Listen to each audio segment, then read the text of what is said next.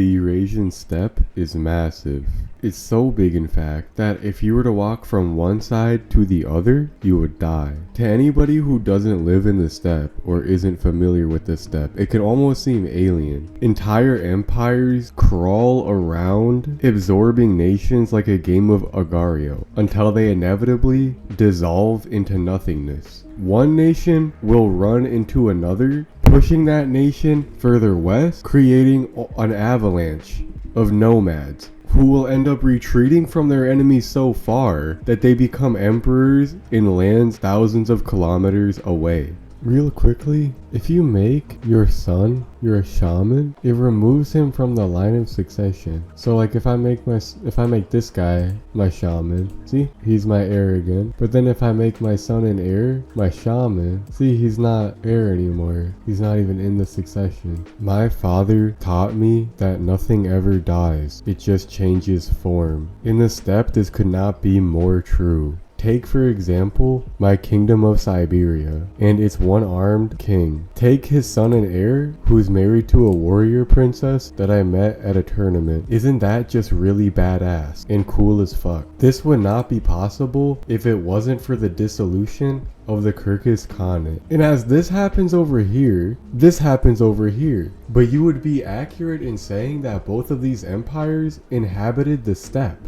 because the steppe itself is just that fucking big. It's comically large. And initially when you look at the steppe, you might think it's just vast, opened, endless emptiness. But in reality, it's a bunch of like squiggly pathways through inhospitable lands. Like, you first look at it and you see all this space, but then you look closer and look at this. It's roads. And then when I would like look at the steppe, I would think like it's kind of funny that the further you go into the steppe, the less effective that horse archers are. I initially thought for some reason that horse archers would have gotten debuffs in tundra and taiga forest, but they're actually fine in taiga. It's just that they're super effective in steppe, and on like flat terrain they're way more effective. They don't get any debuffs for fighting in the forest, which like a lot of the land out here is forest. And the reason that it looks like this right now is because I'm playing as like the second in line, so I can scheme him out of the way. It's a roleplay thing. But like, so this doesn't hurt a horse archer, even though I thought it did for some reason. But it is funny to see things like this where you do have steppe cultures that end up inhabiting like mountainous regions. Like, look at this, is all mountain, but then for some reason this culture are forest full. Like, how tragic is that? The steppe makes no sense, absolutely no sense. In a place like Khazaria, where most of the land is steppe, they'll annihilate your enemy armies and they'll catch them because of their high pursuit. The only thing that, like, I've played out here before, these guys rival horse archers, but they come in much smaller regiments, and they're much more expensive, so a horse archer horde is just gonna roll over them. It's astonishing that, like, horse archers didn't conquer the entire world. I mean, they almost did. A steppe empire's worst enemies itself, they get huge and big and massive, and then it's hard to, like, maintain that size realistically. Luckily, we live in a game, so we'll be able to do it. Playing in this steppe can be one of your most creative campaigns because everything you kind of do makes a little bit of sense. Like in France, for example, we have the recorded history and we know like basically what happened. We know that the Kingdom of Brittany didn't conquer the entire north and then create like a Breton kingdom, you know, or like we know this didn't happen, for example, with England. So there's a little bit of like cognitive dissonance, I guess. When you're doing your campaign, you have to justify your culture or whatever existing. In the steppe, you don't have that. You can kind of just coast and vibe, and then like you can reasonably justify anything you do just because like the steppe is so mysterious. Unfortunately, the devs haven't given the steppe much love. The only way that you can migrate is through legendary adventures, right? So you do like a legend, and then if you complete a legend, like a big one, you can get the legendary adventure casus belli to conquer a kingdom. And I've done this where I've migrated. I play it as like a Cuman kingdom in here, and then I migrated west and I took out the Caucasus, and then I schemed my way onto the Byzantine throne, like some proto-Ottoman playthrough. That was very fun. Another one I did, I conquered all of like this area,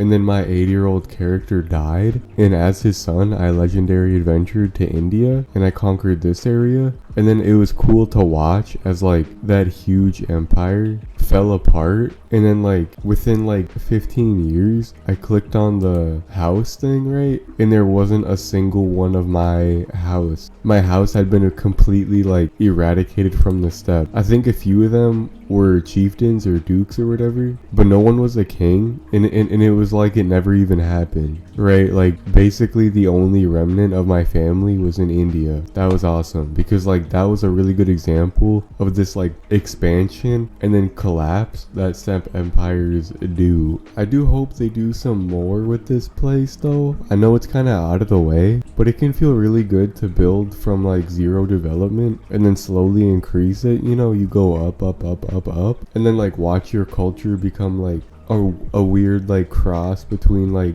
a nomadic high society. There are no nomad mechanic, right? Like there's no, like in real life, these characters would be constantly on the move within their own territory because that's how nomadery works. They don't do that though. Like when they do give us a steppe flavor, a steppe rework, I'm curious to see if they add something like that because they do have the capability. It'd be like a weird cross between an adventurer and a tribal government type is what I imagine. And then maybe there could be some like struggle mechanic where like families are competing for dominance, or like confederations could be formed or something, both violently and peacefully maybe. And then maybe because these guys are literally Tarkhan, they're the ones who are supposed to be countering the steppe warriors. Like that's what a Tarkhan is. They are the frontier warriors, or so or so I'm led to believe. Their men could counter horse archers. That might make them like a little bit meta and not just get rolled over by steppe horde. Luckily the AI is like absolutely stupid. Take for example my stupid idiot brother.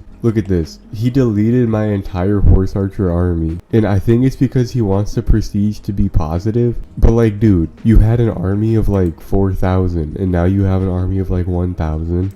If any of these neighbors attack us, we're gonna get steamrolled. Like what the fuck was the meta there? Like what the fuck was the plan? But I mean, like at the end of the day, he can do what he wants. The only reason that steppe nomads in this game aren't absolutely busted, because they have all the tools to be busted, right? They have one of the best units, if not the best unit in the game, and infinite land to conquer. The reason that they're not busted and Khazaria always fails every time is because the AI is crap. Okay, yeah, this is one of the regions that I've played like a little bit, but not a lot. Sometimes I'll come out here and just like see what I can do. It is kind of a different game playing in the east versus playing in the west, but other than that, there's not much flavor. I mean, you can make your own shit, like I'm doing now with the LotCon. Like these guys, I wanted this to be the capital, where is it? Ulm? But my stupid idiot brother moved this to the capital because he does everything I don't want him to do.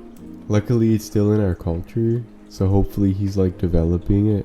I'm gonna try to turn these guys into like a bastion in the steppe. But yeah, I just wanted to kind of come here and show off the steppe a little bit, because maybe give it some love. Like it's a very interesting place and it's very fun to play.